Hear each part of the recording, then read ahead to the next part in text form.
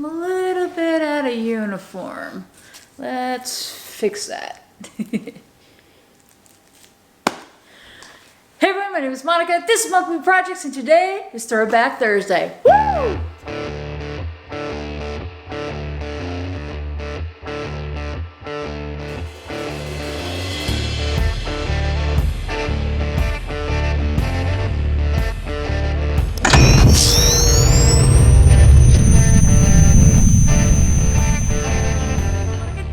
Projects, and today we're going to talk about not so much what I am wearing, but rather an event that I attended while wearing this.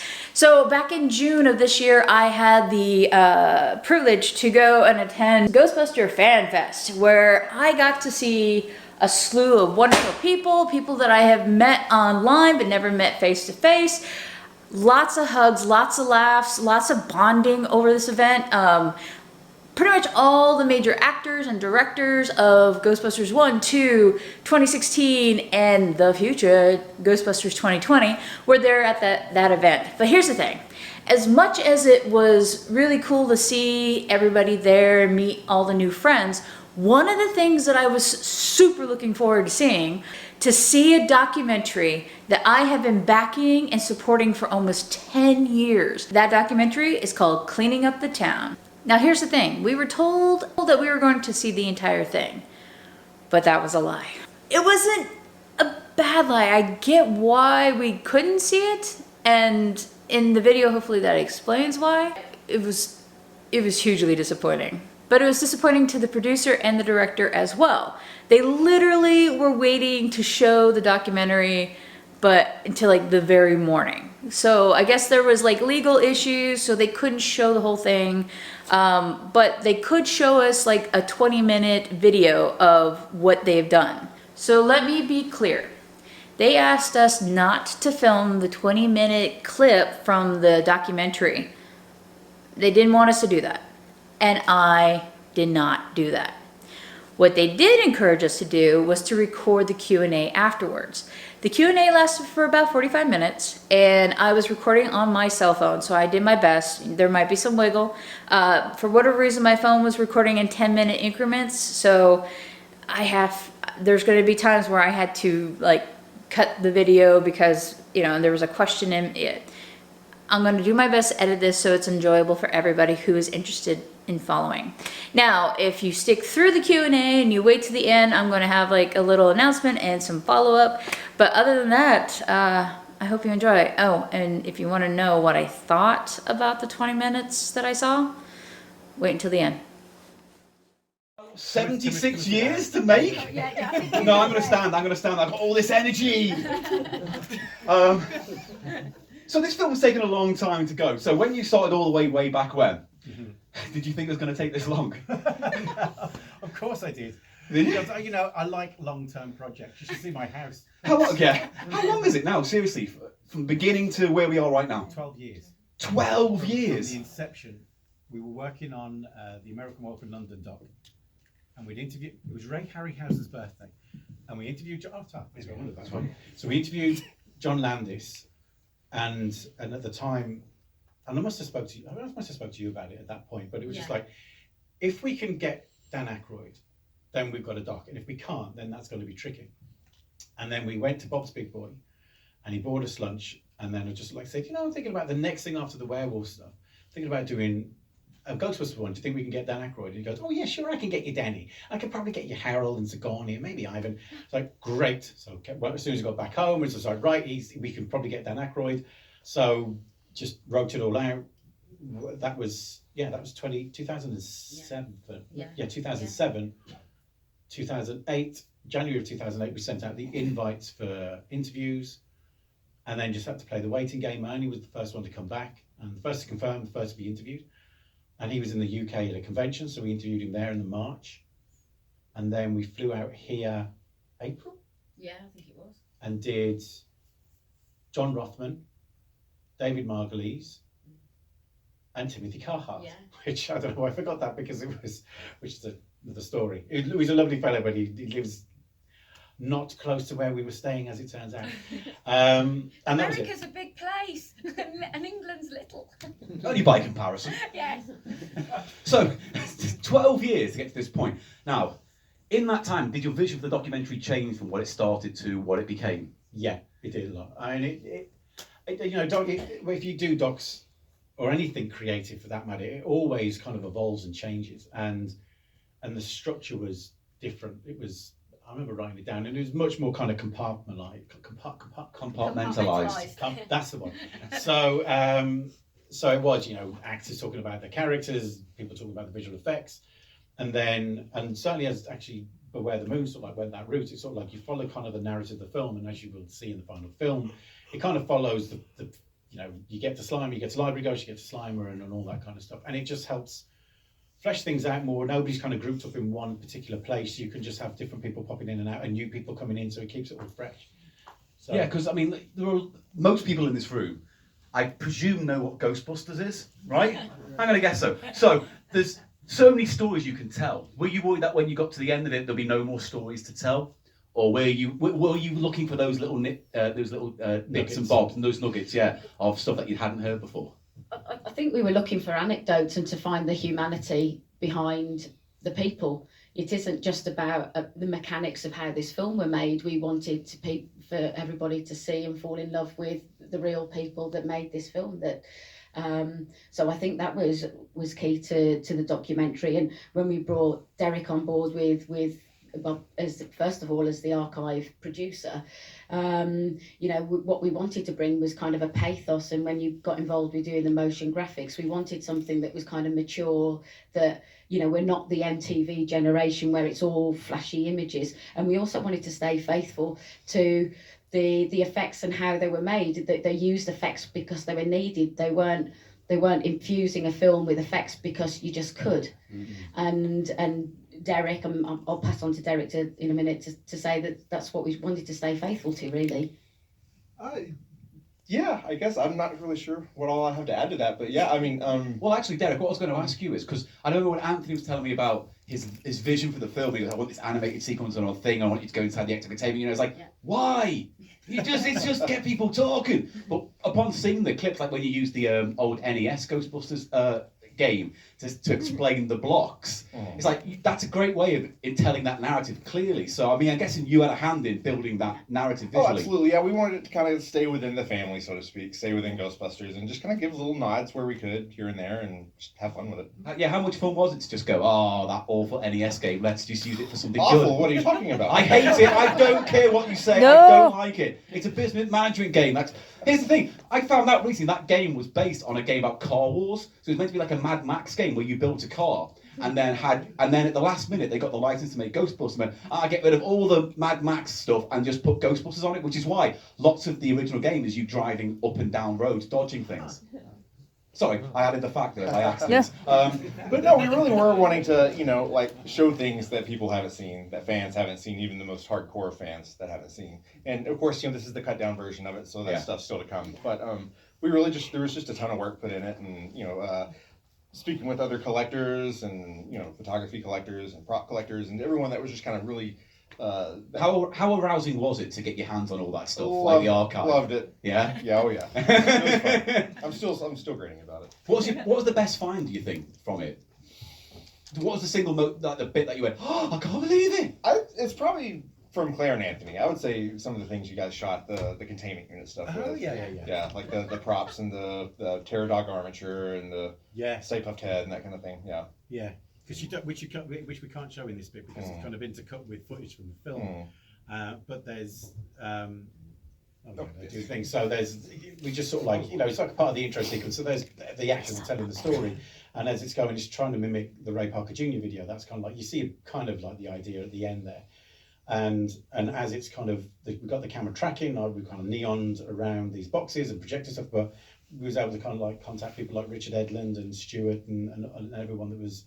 Kind of we'd interviewed to say, you've got a few props, could we just borrow them for a day just to kind of and that's how that kind of came about. And then it was just making it look a lot more kind of cinematic. And we want to thank the South End Ghostbusters because we wouldn't have had a containment unit to film otherwise. We were right up the creek. So they came in, and it was a stressful time.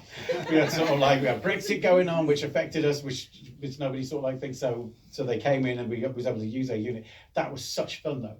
And it was just real filmmaking. It's just like, oh, how are we going to do this? I know it's like sticky back plastic. We're going to stick it together, and you put a camera in front of it. It's like, yeah, that looks fine, and it just worked so well in the end. Yeah, it works. It looks great. It does. Yeah, I'm pleased. I'm Considering how- dying to show you for ages. Yeah, it was in pieces. We were just like, oh no, the It tape's was- gonna It was fall really off. our first time seeing it put together too. Yeah. Yeah, oh, it was. Yeah, that's right. Yeah. It was great. So now that the film, to some extent, is in the can, Yeah. Yeah. you know what I mean. It also stands like the legacy of like people who are not with us anymore. Like Ramus is a great example. Yeah. So like, it's really touching to see that input fresh, even though he's long gone. The time it takes to make a documentary, like I mean, like Michael C. Gross as well, things like that. It's great to have that record. What was your experience like with them? It's always is very special when you get the emails come through saying they're up for an interview, and then you got to figure out how you're going to do it, and then kind of block it into a time. But you know, and Harold does stick out in that, and Terry actually, and bless him, because you know they were like there was Richard and Terry, and you know, and Terry, we was trying to find Terry at the time and couldn't find him. And then Richard said, "Oh, my friend Terry's here. Do you want to speak to him?" I was like, "Yeah, we do." And that's how we got Richard Edlund and Terry Windell at the same time. And which has affected the sound, as we found out. But we'll get that fixed before the final kind of polished thing comes out. But that it's just amazing that, you know. And Harold was just the most. I think I was watching an interview recently, and somebody was describing it, and it's exactly the same thing. Somebody that's just so kind of relaxed. He was just so human. There was no airs and graces.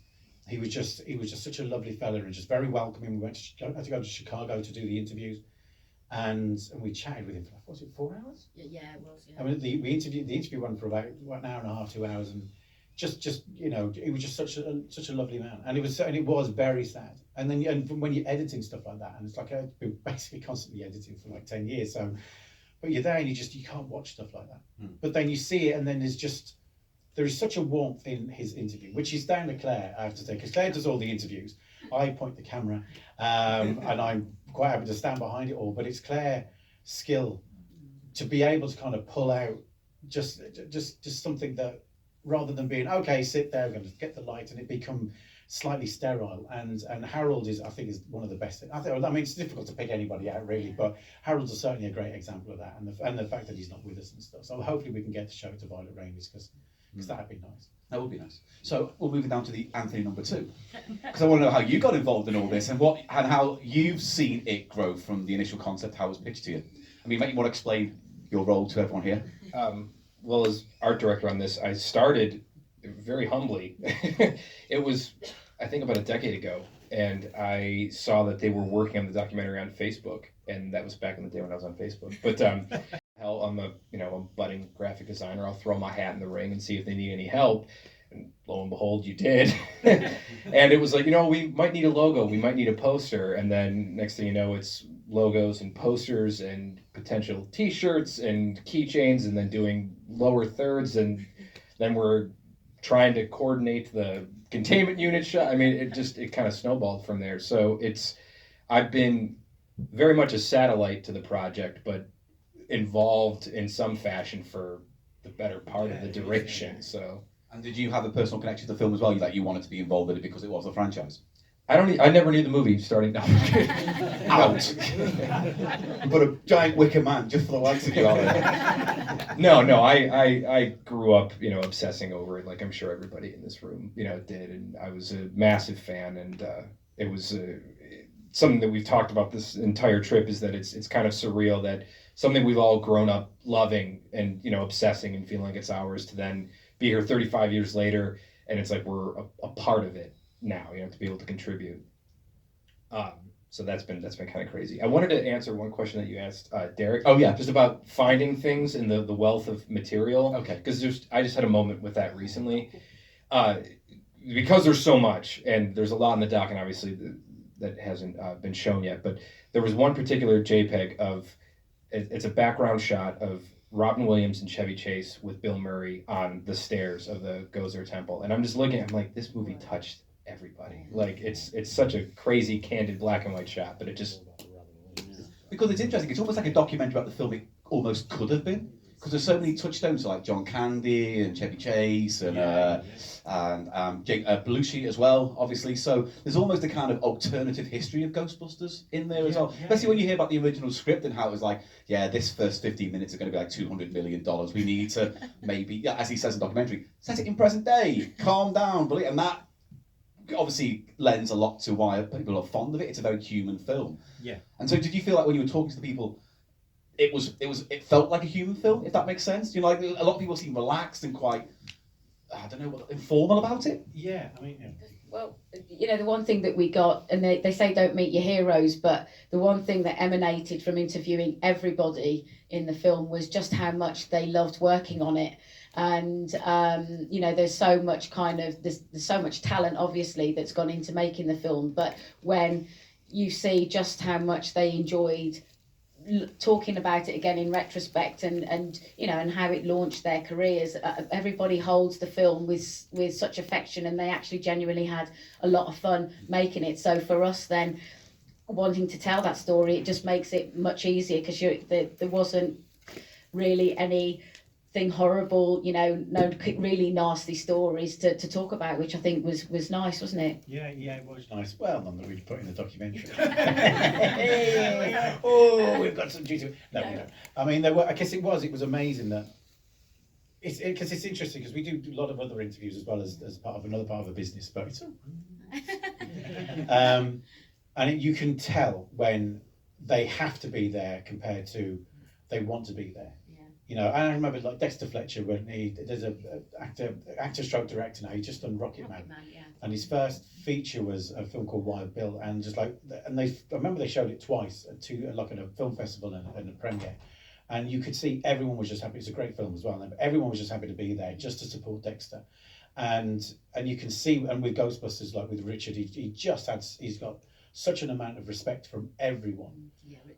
Yeah, he's just, you know, it just, everyone was just happy to be there. And the you know, and the whole nature of the film, that, you know, he was working at ILM and he broke away from ILM and then moved down to set up his own business. And then they did this deal. You usually find all this stuff out in the fully licensed version of Cleaning Up the Tank.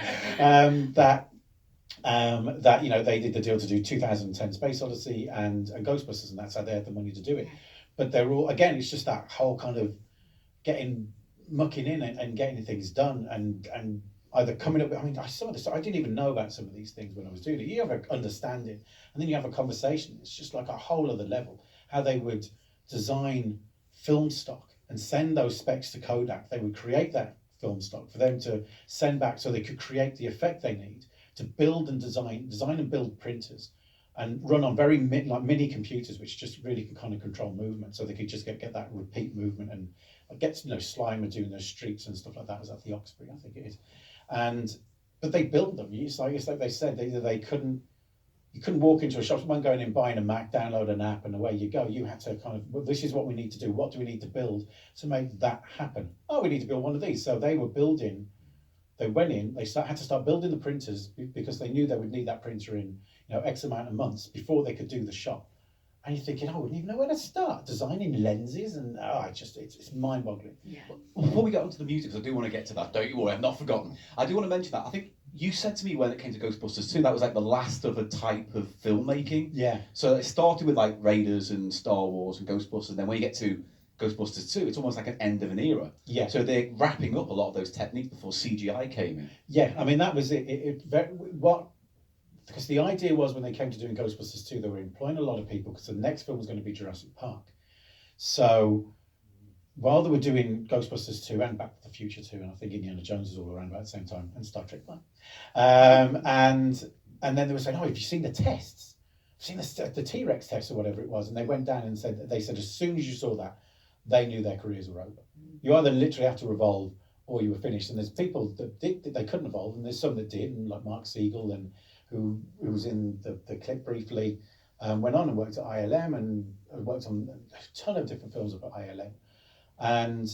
But it was that kind of like that photochemical kind of like era that like didn't start with Star Wars, but, you know, it just kind of reached that kind of like, God, we could do all of this, and Richard with the double exposure techniques and the motion control techniques to like move ahead, like, what's it, like 10 to, what was Star Wars, 77? Yeah. So it's like 15 or 12 years later, and then you've got Ghostbusters 2, and they didn't put the Slimer stuff in, all the stuff that they wanted to put in, but that they sort of like say it had reached that kind of end. They couldn't push latex, they couldn't put all that stuff that they used to any more limits, because it had all reached the end. So when Jurassic Park was coming about, they spent like another year developing it, and then that's how CG became a thing. So it's very much going to be, whether it's noticeable or not, within the two documentaries, it will show that kind of bookend. Even though Ghostbusters wasn't right at the very beginning, it was there at the early stages of the development of that kind of technology to get to the point where only 5 years, which is insane now, because at the time it felt like an age. I mean, it's taken longer to make this than it has to go get a sequel out to a film, but it felt like a really long time. That's what I'm doing with the what I'm really trying to do is trying to give the feeling of what it felt like to wait for that second Ghostbusters film. And now 5 years just like flies by. I think it's about age more than anything else. But that's what the docs hopefully will try and do, at least because that's kind of, again, goes back to the documentary and how things evolve. It's like you can kind of see a different story. And you want to stay on track and tell the story of how the films were made, but also kind of add a thread in there that's slightly more educational to what was going on within the industry at the time. Cool. So now we get to the far end of the queue. So pass it down. Now, I've forgotten how you like to be known. So would you like to announce yourself and what you do? Well, hello everybody. I'm Jamie, and this is Dave, but we go by Jamie and Mitty D. I'm Dave. And we're the music producers and scorers for Cleaning Up the Town.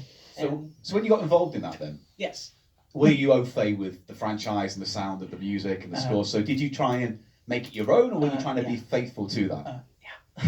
No, I've been an obsessed fan since I was a kid. It's my number one franchise, and I wanted to do. It's like I think of it like I'm a fan making music for fans, and that was my goal, because it's something that connects with me, and I'm assuming that it connects with everybody else in the same sort of way, the music a little bit. So I wanted to recapture that sort of spark I had when I was a kid, and like when I was sitting in front of the TV and just watching like real Ghostbusters or something, you know. And by the way, I love your cosplay. Thank so you. Good. Thank you. I'm sitting here the whole time waiting to say that. Can we just say hello, sorry, to Danny Wagner, who's just come in. Yes. Who works on Ghostbusters too. Hello, I didn't. Oh my god. It's okay. It's a pleasure seeing you guys again. Nice to see you. It's Sorry, great. Jamie. No, it's okay.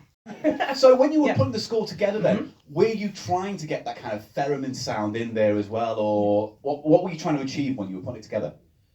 Well, to start on it, pretty much I had to listen at like the scoring soundtrack from the first two films, and through that I soaked in like some of the atmosphere and like the feelings that come to it, and after that I just started experimenting with other melodies that make you still remind you of the same kind of atmosphere that the music portrays in the movies. And then through that, just doing all sorts of experimentation melodies and just a bunch of different compositions, like composition 1, 2, 3, 39, 40, 41. I'm not kidding, there's about that much. Because in the finished product, you can sense the kind of join between the two films. You've got the kind of mood of the first score, but then you've got the kind of, the second score is much more comedy based. It's got that, it's definitely a comedy score, the second one, which the first one really isn't. Mm-hmm. And so to cram them both together but make it work is kind of a wonderful little thing. Yeah, it is kind of like it's like the perfect couple for each other. I just kind, I try to find like an overall middle ground for like the two films. You know, just something that it reminds you of Elmer Bernstein, but then you have I'm sorry, I'm so bad with names. Randy Edelman for the second movie, and I gotta say, Randy's score is probably one of the most underrated scores I've ever heard. It's really good. It's its own thing, and that's kind of what I took from it, and then sort of mashed that up with the first movie too. And of course, you also worked on two, I'll say original pieces of music, but kind of arrangements. We did. So can we talk about them? Yes. We can. Yeah. All right, then we're going to talk about them. So, So we have a very special track that we did for the documentary. You didn't hear it today, but you will hear it soon enough, eventually. And that is, who here watched Extreme Ghostbusters?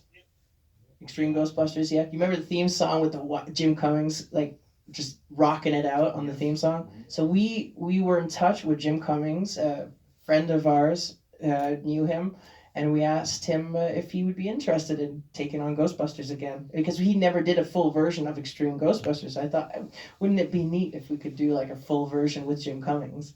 And so we hit him up, and he just said, "Oh, yeah, sure, we'll do it. Let's do it. We'll hit the studio next week."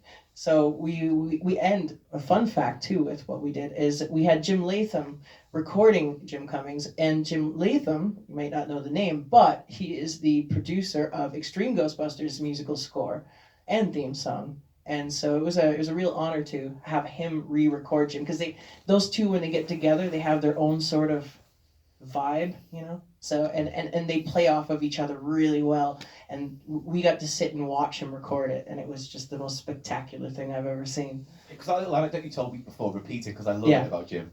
Oh, about Jim? Yeah, about how you said do it this way, but then. Oh yeah, well, so at the beginning we had sort of given him kind of the idea of what we wanted him to do, and but then after a while he was just kind of like, could I just do my own thing with this? I'm like, yeah, sure, go for it. So he just rocked it out, grabbed the microphone stand, thrust it in the air with his crotch. It was the greatest thing to watch, and he nailed it. And when you guys hear it, your minds will be blown. It is. If you're anywhere like me, when I was little, I wanted to hear a clean, full version of real Ghostbusters, because I love that theme to death. It is, I don't get me wrong, I love the movie version, but to me the movie version is more of a theme song, and then the cartoon version is more of a hero's theme song. You know, when you hear that, just that little drum roll coming up, you know the guys are coming to save the day. You know they're gonna win, and that thing got me hyped, goosebumps. I'd switch the volume up to 100% on TV, stick my face glued right up to it. That's the feeling I wanted to recapture and throw back into that theme song, but with a melange of like the movie version, real Ghostbusters, and Extreme Ghostbusters mashed into one. And I thought that was pretty cool. My personal opinion after hearing it was like, it might be the best version of that theme song I've heard, which I know is a really bold statement to make. It is a very bold statement. But you make it sound poppy, but still epic at the same time. So it's really cool to listen to. That's the thing. Real Ghostbusters had a very special tone to it that I don't know how to explain it other than it was kind of like, it's got a bit of like oomph to it, like you sort of feel it's got a bit more of an impact, and I feel like that sort of it sort of grabbed my emotions more than the movie. The movie one's really good again, but the real Ghostbusters, it just grabs you like, oh yeah, the Ghostbusters are coming, yes, and I'm like, I wanted that, because I want people to hear it and go like, oh my god, this is the full version of Real Ghostbusters with Jim Cummings. And it's kind of like, I think of it as like, it was made for the documentary, but at the same time I was trying to think of it in two ways, like this, what if this was like the next evolution of the cartoon, like this could be the next Ghostbusters theme song, and that's what motivated me to get it just right. And I'm gonna say this right now, it took me a total of 6 years to finish it. Oh, that's nothing compared to the documentary itself. Yes, but That's a it was weekend. It's a weekend, yes. But it was so worth it. It was very hard to find a. Cause I was very nervous about it, because I'm a fan and I'm doing it for fans, and I don't want to disappoint fans, so I don't want to disappoint myself. If I disappoint myself, I disappoint you guys. That ain't cool. So yeah, and it when you hear it, you'll see what I mean. It's pretty spectacular. It's its own little gem in there, with lots of little Easter eggs hidden amongst the song. Yeah. Yeah. So the other one, do it. Yeah, let me. And may I add, as the one that was more or less watching the process on the sidelines, just when I thought she nailed it, she's satisfied, she takes the next listen. Let's revert back to what I did, I don't know, 2-3 months ago, maybe? We probably have over like 1,000 files. That's not a stretch. That's not a stretch. It was a lengthy process just watching until she wanted to get it just right.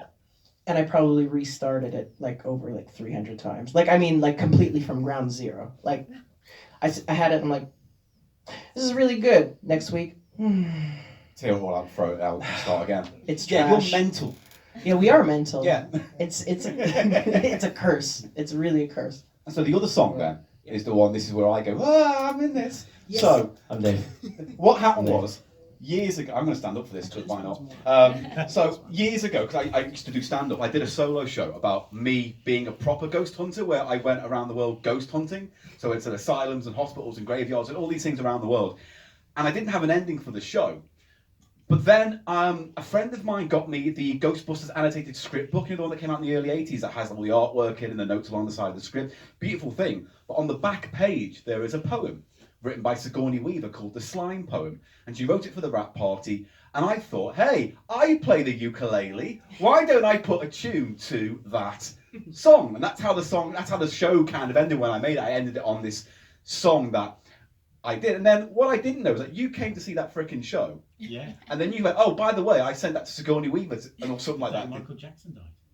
Yeah, that's right. I was doing my solo show. I was like, hey, ready to go on, all nervous. And the guy who introduced me went, right, we've got Paul Gannon coming up with the solo show. By the way, Michael Jackson's just died. Paul Gannon, everyone. And I was like, okay. So that was tough. But yeah, somehow you got that Sigourney Weaver to kind of give her the okay. Yeah, you recorded it, sent it to. Oh, thank you. You recorded it, sent it to me, and I just thought, well, you know, we've been in touch. We must have, yeah, we'd interviewed her at that point, so sent her the song, and she goes, yeah, she loves it. Can you change this? There was a bit of wording she wanted changed. Yeah. But she loved it. It was like, great, and I told you, and you were made up about it. I was actually Sigourney Weaver. It's like, that's a bit of a stretch, but whatever. Yeah, I mean, I was slightly ashamed because I'm not a singer. I like the ukulele. I don't use it in my act anymore. I don't. And no, apocryphally, what happened was I used to do my ukulele in my stand-up set, and then I went to a gig once, and there were 6 acts on, and 4 of them had ukuleles. So I was just like, yeah, no, I'm giving that up for the show. So I've never done it. I haven't performed that song since the last solo show I did in 2013, 14, something like that. Really? Yeah. The last time I did it, this is where I get bitchy. The last time I did it was when I recorded my solo show for Ghost Heads and spent loads of money filming it. And then they turned around and went, oh, great, we're not using it. And I was like, I spent 600 quid on this. So yeah, but now it's fine. I'm at peace. I'm fine. So then the following night, and it didn't happen, which worked out because I think we had to go back to the UK. I think we shot your stuff that was like literally within a couple of days before we flew back. I don't think so. I think we got everything that we wanted. I guess bearing in mind some of those bits between the interviews and actually shooting that stuff, some of them had sold some of those bits and bobs up. Okay. We were just like the fact that Richard had done the maquette at one point.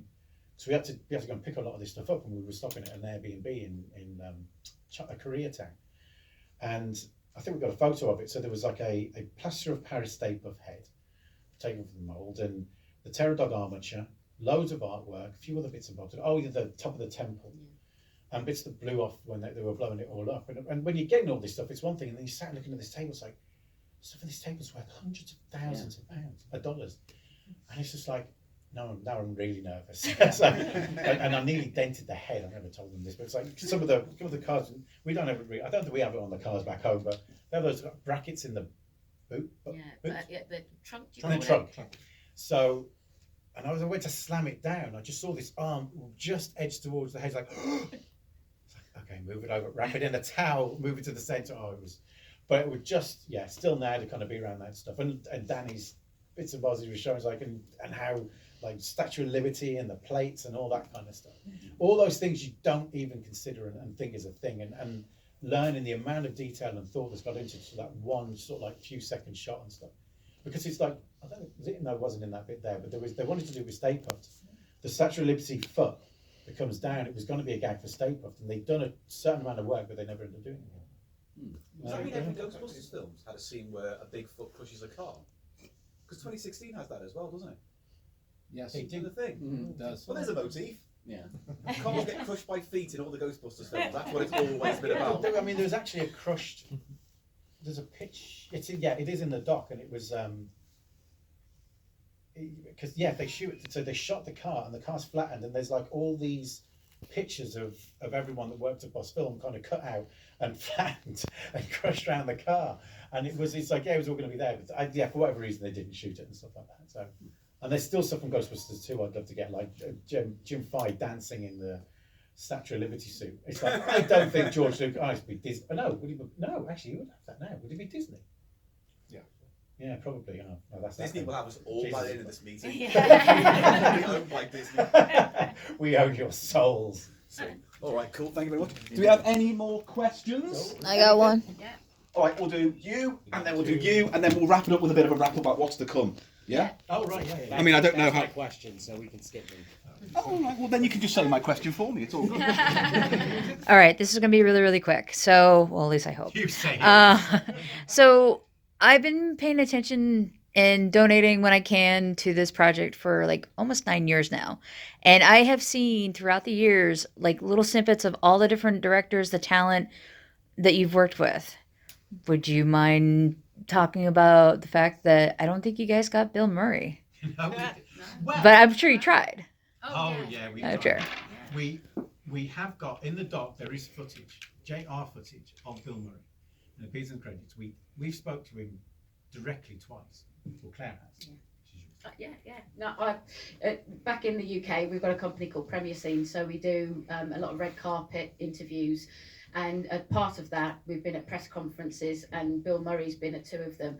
And I have literally pelted down to him and said, "We're doing this documentary. We've been in touch with your legal representatives, blah blah blah. Would you do our film?" He's like, "Yes, I'll do your film, not a problem."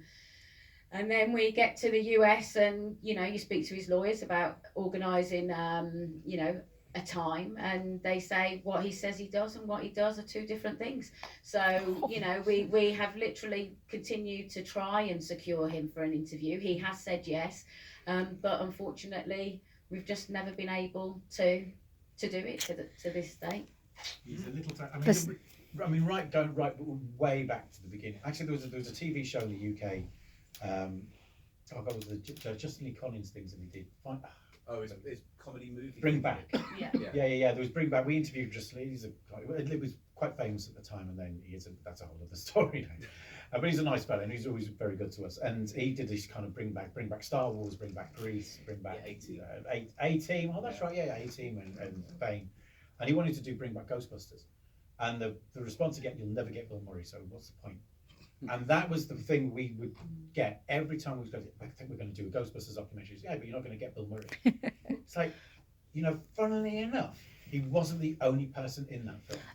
He's a big presence, and you can't deny that. But he's not the be all and end all. Well, that's what I kind of want to just say. I've been, like I said, I've been waiting for like 9 years to see this. Little bummed I didn't see the thing, but it's okay. It's okay. But because here's the thing, I've been waiting. But the little bit that you showed today, the quality, I mean, there are actors that were in this like little 20-minute abbreviated video. My heart leapt, guys. You did great. And I cannot wait for the final product. Oh, thank you. We were mortified that we've come all this from the other side of the world and we weren't able to show it. I mean, we were devastated, really. And Anthony, you literally worked around the clock to be able to just create this compilation yesterday. It's been, we fought tooth and nail and we just couldn't happen. And honestly, thank you so much for being so kind because we've been terrified. It's like everyone's like, yeah, you must be getting really excited. It's like, I'm not excited at all. I mean, there was certain technical issues with the sound, which have become more troublesome, which aren't like a massive job, thankfully. We'll get it fixed probably within the next couple of weeks. And it's like I said, this is like a technical kind of thing.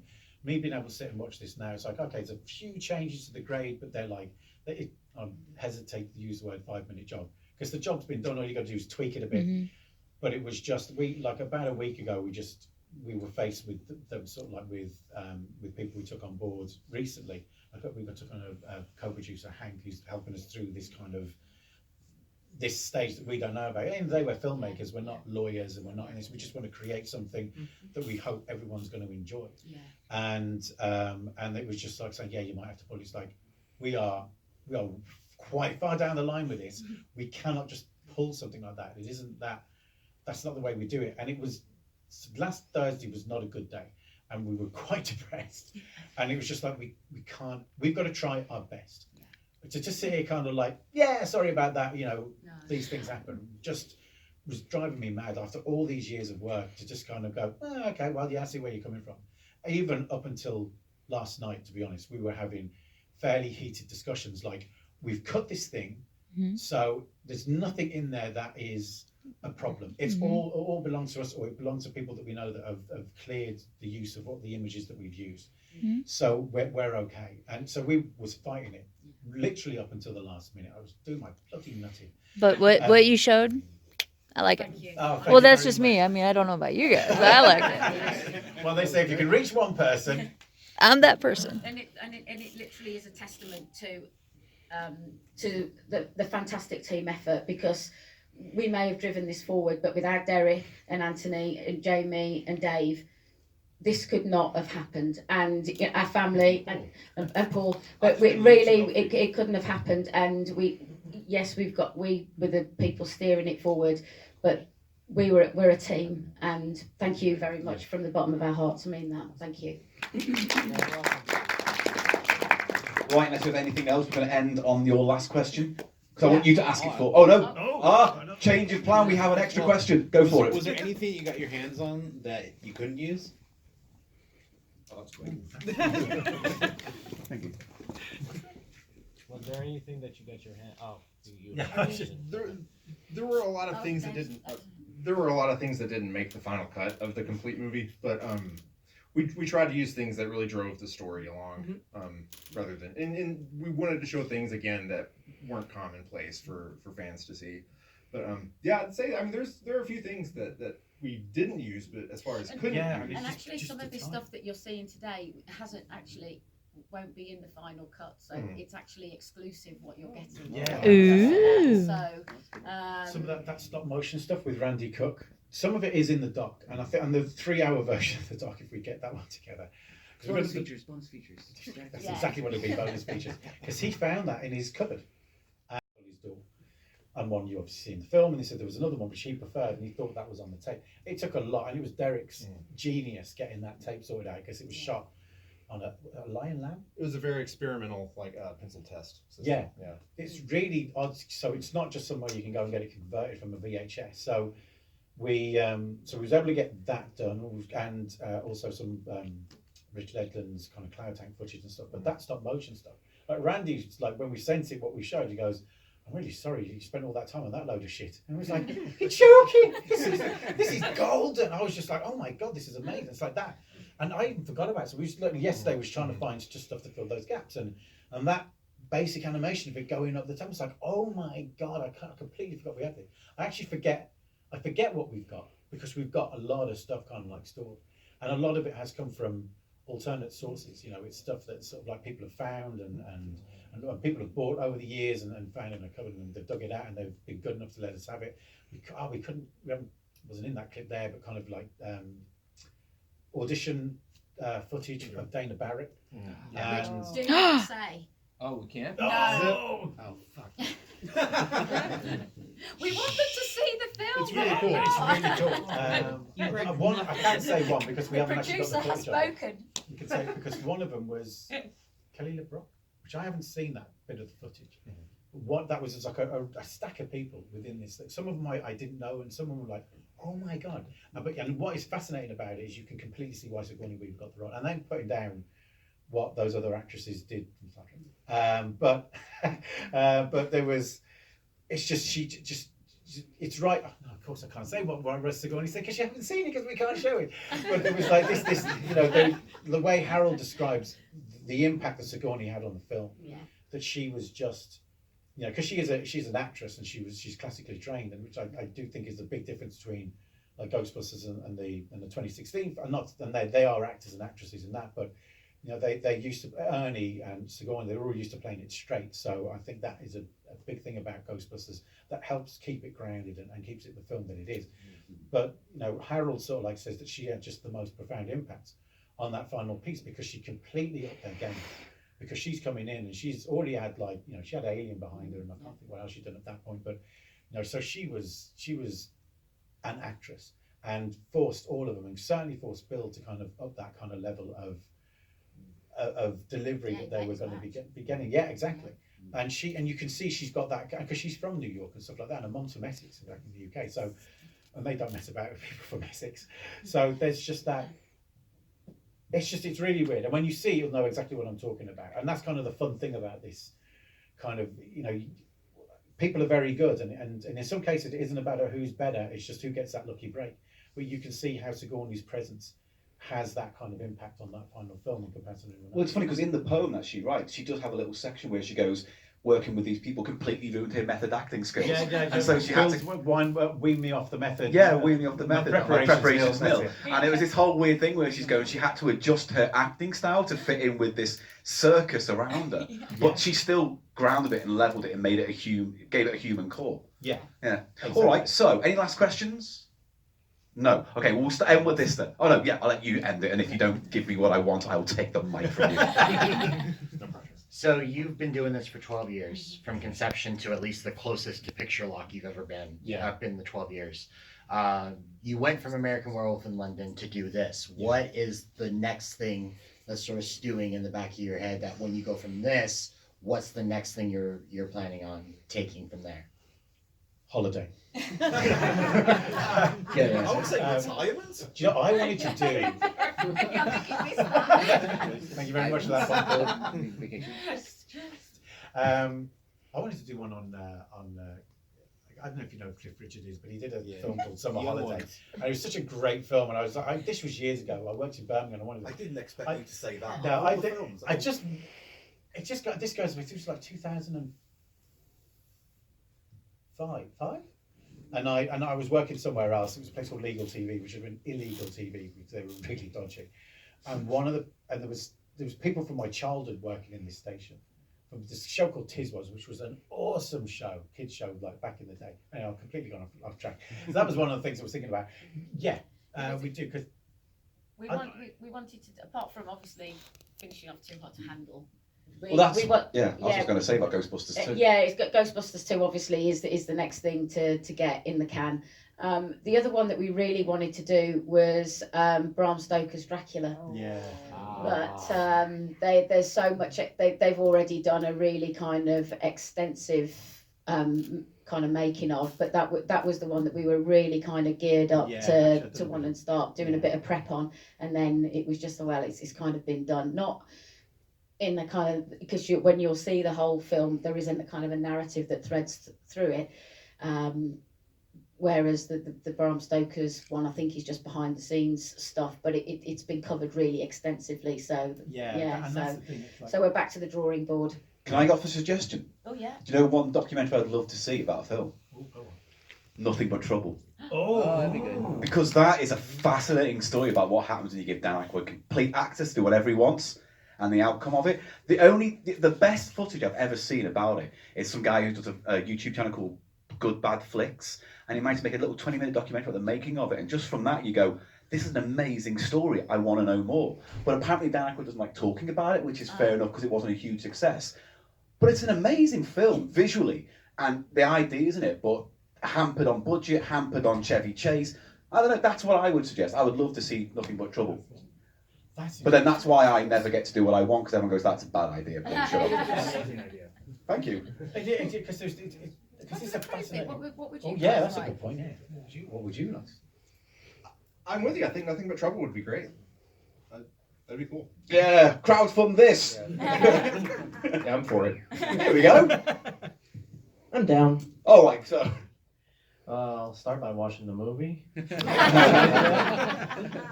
I'll say, yeah, sure. This is the honest to God truth. Ghostbusters is the most important film in my life. I generally think the second most, Nothing But Trouble. I look back on the work I've done and some of the things I've written and been in. There are elements of Nothing But Trouble in there, like a weird gross horror, the kind of weird booby-trapped house of horror kind of thing, and then the bone stripper. See you soon, man. Yeah. And the very first appearance on screen of Tupac. Because he was in Thingy Underground, wasn't he? And they do all around the world. Yeah. White men rapping, everybody. Really cool to hear. Right. I do have one last thing to say. Oh, go on. All right. So I was just thinking of this while they were talking about like little cut things and things that they found or whatever.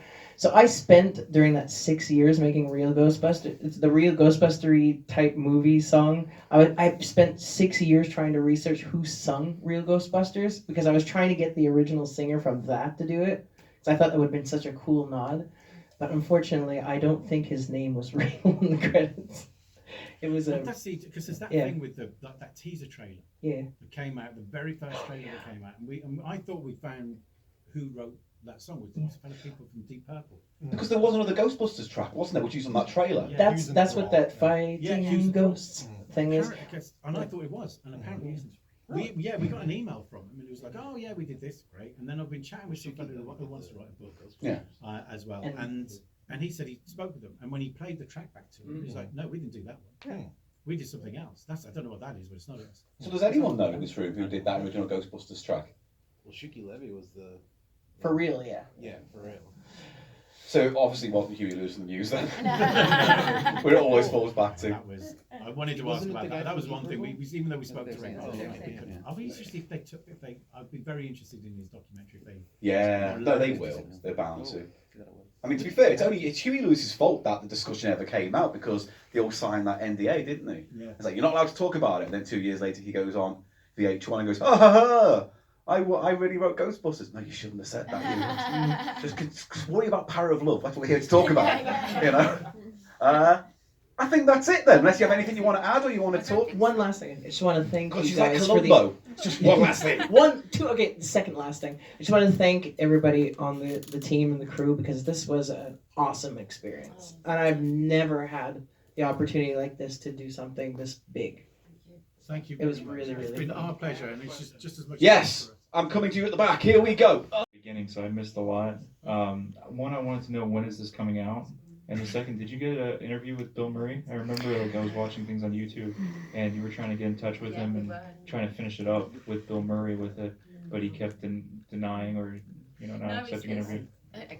He has agreed to do it. It's just that we have never been able to secure a date to interview him, and I have tried that elusive telephone number that Sophia Coppola tried. We put the number on the door out the back. So Go knock yourself the out. message will get through. He said he said he would do it, but when I tried to contact his legal representative, she says what he says he does and what he does are two different things.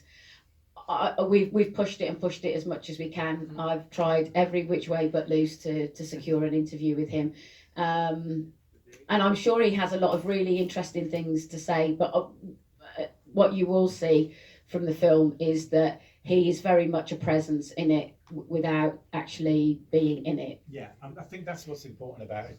Like saying yourself, it's just like you don't, even though he's in it because you have loads of archive footage and things like that, you don't really miss it, oddly. And it was always our purpose with the doc that it's about all the people that made the film. It isn't about sort of like, it is, he's a very important part, but everyone played a part on that, and they played very big parts. And it was more important for us for people like Dan Aykroyd and Harold Ramis because they had such an integral part of how that film was created. Whereas, Bill, played his part, he came in and he did his bit and then he went, but he wasn't a part of the writing, he's not really part of the producing or anything like that. So it's a shame that we haven't been able to get him because that's the first thing everybody asks is, get Bill Murray. It's like, well, we have spoke to him and he is in the documentary. We have got footage of him actually in there. It's from a very, very, very far away. And I was sort of like, I'm obviously glad my sister's asking him. He was at a press conference where we were covering Monuments Men, which is worth looking on the internet for UK press conference Monuments Men. Look for Premier Scene because we'll get the hits, which is much better. But and somebody else asked this question as a friend of ours, and the answer he gives about artwork that inspired him is incredible. Yeah.